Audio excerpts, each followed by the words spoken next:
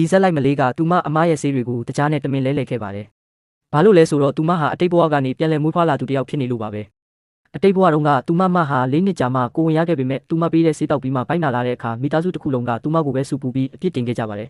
။ကံကောင်းစွာနဲ့သူမမျက်လုံးပြန်ပွင့်လာတဲ့အချိန်မှာတော့အမဖြစ်သူဆေးသွားယူခိုင်းတဲ့နေ့ကိုပြန်ရောက်နေခဲ့ပါပြီ။သူမအမကစကားမပြောနိုင်တဲ့စွန့်သူတစ်ယောက်ဖြစ်နေတာပါ။သူမအမရဲ့ယောက်ျားကိုယ်တိုင်ကဆေးသွားယူပေးမယ်ဆိုတာကိုတော့သူမကညှင်းဆန်ပြီးဇလိုက်မလေးကိုပဲအတင်းသွားခိုင်းနေခဲ့တာပါ။သူမအမရဲ့ထူးဆန်းတဲ့အပြုံးကိုမြင်လိုက်ရတဲ့အချိန်မှာတော့ဒါဟာထောင်ချောက်ဆိုတာသူမသိလိုက်ပါပြီ။သူမကတော့အလျှော့မပေးခဲ့ပါဘူး။ဆေးဘူးတွေကဆေးတွေကိုလှုပ်ဝက်စွာနဲ့တကြားတွေနဲ့လဲလှယ်လိုက်ပါတယ်။ပြီးတော့ခဲအိုဖြစ်သူကိုဆေးဘူးသွားယူခိုင်းပြီးသူမကိုယ်တိုင်အမအခန်းထဲကိုဆေးသွားပို့ပေးခဲ့ပါတယ်။သူဆေးတောက်ပြီးတာနဲ့ချက်ချင်းပိုင်းနာလာခဲ့ပါတယ်။အဖေကအရင်ဘဝကအတိုင်းသူမကိုပဲစူပူချင်းမောင်းပေမဲ့သူမကတော့ဒီဆေးကိုခဲအိုပေးခဲ့တာလို့လိမ္မာပါနဲ့စွာအပြစ်လွှဲချလိုက်ပါတယ်။နောက်ဆုံးမှာတော့အမဖြစ်သူတောက်ခဲ့တာဆေးမဟုတ်ပဲတကြားဖြစ်နေမှန်ခဲအိုကရှာတွေ့သွားပြီးသူမကိုထောင်ချောက်ဆင်ဖို့စူးစမ်းမှုကပျက်စီးသွားခဲ့ပါတယ်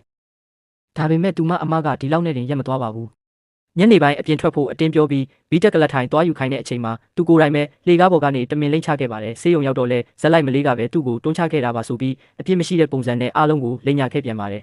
။သူမအမေကသူမကိုပဲစူပူချင်းမောင်းပြီးအဖေကလည်းအိမ်ကနေနှင်ထုတ်ဖို့ကြိုးစားခဲ့ပါတယ်။ဘသူမှသူမရှင်းပြတာကိုနားမထောင်ခဲ့ကြပါဘူး။သူမအဖေကဒေါသတကြီးနဲ့သူမကိုရိုက်ဖို့ပြင်နေတော့မှပဲသူမကဖုန်းတစ်လုံးကိုထုတ်ပြလိုက်ပါတယ်။အတိတ်ဘဝကလို့အဖြစ်မခံနိုင်တော့တဲ့အတွက်သူမကအိမ်မှာ CCTV တွေကိုကြိုတင်တက်ဆင်ထားခဲ့တာပါ။